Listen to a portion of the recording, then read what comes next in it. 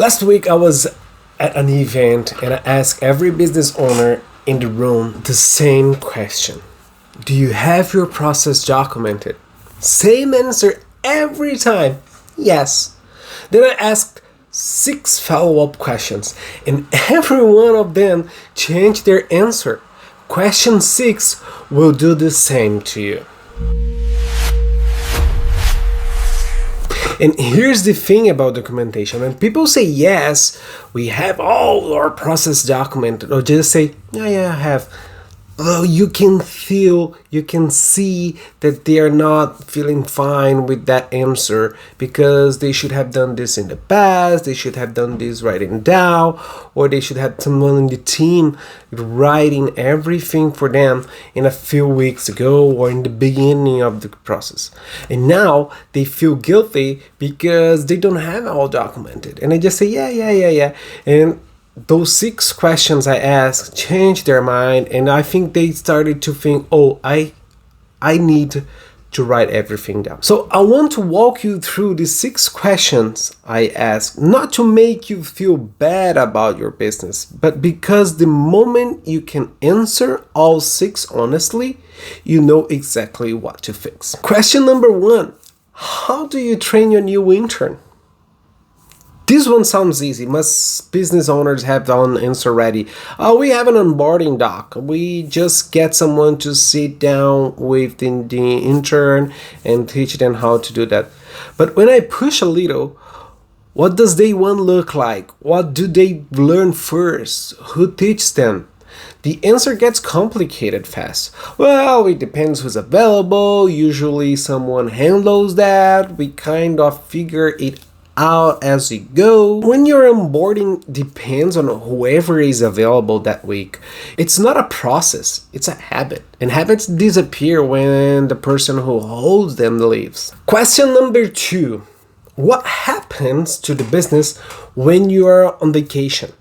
Think about the last time you took a real vacation. Not I was by the pool but checking messages. A real one, offline, unreachable. Phone at the hotel room. For most business owners, that's never happened because they are all the time thinking about their businesses. They don't trust someone and they always thinking someone cannot take the decision for them. And sorry to inform you, but if you don't trust someone to take decisions on your business, you're never gonna have a vacation. Question number 3. Do you plan to sell your business or retire one day? That's a good question because most people create their businesses, but they don't think on leaving. They don't think on exiting. But I'm creating a business right now. I'm running this company with them. But I'm thinking in the future, if I have someone else to take over, I would like to keep the process same way so my clients or my quality doesn't get lost in the process. And this was something I was talking to a friend last week. She has a company and she said that she's thinking about retiring and her sister will take over. And I asked, so where is everything? Because your sister is a different person. Does she know everything you know? Does she know all the process like you? Because if she started to do things different, it might create a friction between the company and the clients. Question number 4. How do you feel pulled into quick questions every day? And this is something deep. I invite you to think about this for like a minute or 2. How do you feel with being pulled all the time? Hey, quick questions.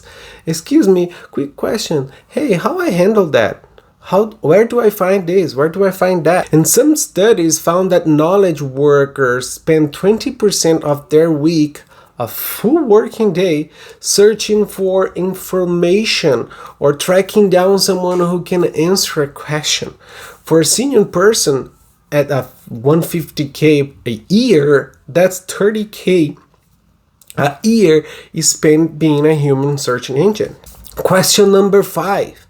Does everyone on your team do the same task the same way? Most people say yes. Then I ask, how do you know? Because if the process only exists in someone's head, two people doing the same job will do it two different ways. Not because they are bad at it, because they learn from different people. And that's a point. If you want to keep a pattern, if you want to keep your quality of a service, you need to get people doing the same task same way. And then question number 6. If you went offline right now, could your team find the documentation in 30 seconds?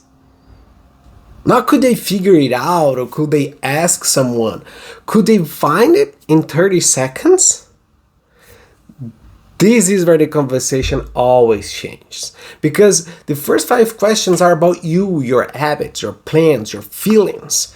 This one is about your team and exposes whether you have built a system or not. Most business owners go quiet here because they know the answer.